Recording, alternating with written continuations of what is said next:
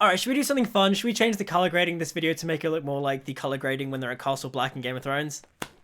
There we go. So there hasn't really been any new news about the Jon Snow sequel spin-off show, but the reason why I'm making this video is that I have a little theory about the Jon Snow sequel spin-off show that I think House of the Dragon is confirming. Because when the Jon Snow sequel spin-off show was announced, I basically went, oh, I'm guessing it's just going to be a bunch of wildling politics, because they're not going to bring back the Night King, because that's stupid. Why would they do that? Like, the Night King didn't really die. It's going to be like Palpatine and Rise of Skywalker all over again. But as House of the Dragon wrapped up, one of the main central ideas it kept presenting was the idea of Aegon's prophecy. The idea of the endless winter that is to come, and that the prince that was promised must rise to fight the darkness and all that. Azor Ahai, Lightbringer, Nissa, all that kind of stuff. All that like nerdy A Song of Ice and Fire deep fan theory stuff. It really just kind of cemented the idea in my brain that in some way, shape or form, we're going to have Jon Snow confront some semblance of the White Walkers again. Granted, I have no evidence to back this up, and for all I know, House of the Dragon is only using the Prince That Was Promised prophecy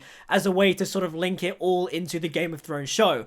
Because you can argue that Jon and Daenerys are both ice and fire. In many ways, they are both Azor Ahai because they both united everyone together with the dragons, and then the dragons are actually Lightbringer and all that kind of stuff. But to be honest, the reason why they're making this Jon Snow sequel spin-off show is because no one liked Game of Thrones Season 8 and how they dealt with the White Walkers. Like, not to turn this into a rant about Game of Thrones Season 8 or anything and D&D's, like, stupid writing, but it's like, if they weren't going to have Jon Snow become King of the Seven Kingdoms, at least have Jon Snow kill the Night King.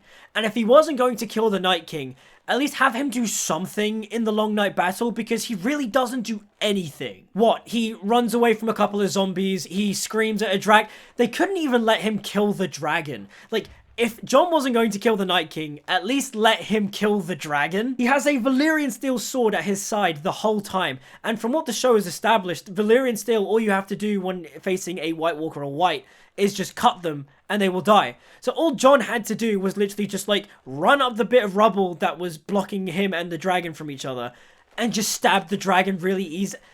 That's all he had to do.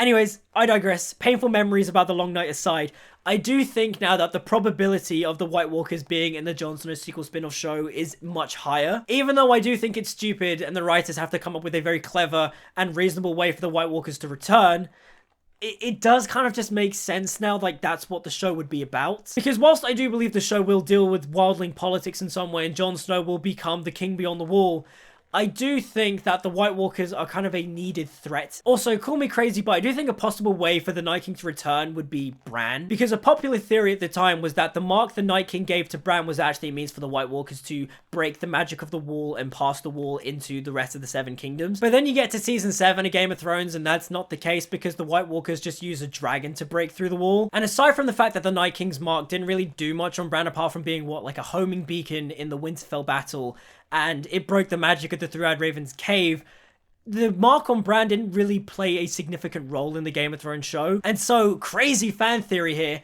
what if Bran is turning into a White Walker and is essentially the new Night King? Like, it sounds kind of fanficky and kind of dumb, but then, like, what else is the Jon Snow show going to be about apart from wildling politics? Because it does seem like in the books, Jon Snow is meant to be the prince that was promised. He was meant to be Azor Ahai. He's meant to face the other, the great other, or the White Walker king in the books. And so Jon Snow needs to do that at some point because otherwise the character doesn't really serve a purpose in the Game of Thrones TV show. I mean, he does because he's like the main central conflict because, oh yeah, he's Aegon Targaryen, the secret hidden prince and all that. And oh yeah, Jon Snow kills Daenerys and all that kind of stuff. But like, the ending to that show is not satisfying and it doesn't make sense. And if this Jon Snow sequel show is meant to be a spin-off that redeems Jon Snow as a character and gives Kit Harington the catharsis of ending this character's story, then they're gonna need to give Jon Snow something cool and epic to do, and fighting the White Walkers again would do that. And whilst I do think there is a possibility of bringing back the Night King and maybe making it Bran in some way, shape or form,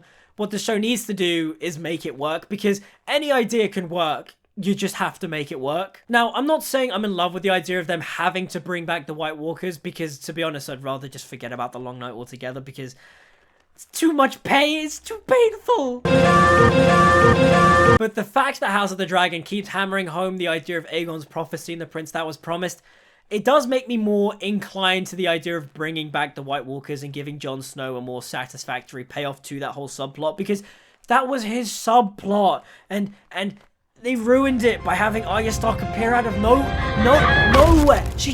Where did she come from? Anyways, I digress. That's all I've got for you today. This is just like my quick little fan theory about the Jon Snow sequel spin-off show and how maybe they're going to bring back the White Walkers because House of the Dragon keeps teasing Aegon's prophecy, and so I don't know, why would they do that apart from, you know, tying it into Game of Thrones? But those are just my thoughts. Let me know what you guys think in the comments down below. Like, subscribe, follow me on social media, all that good stuff. And until we meet again, see you guys next time.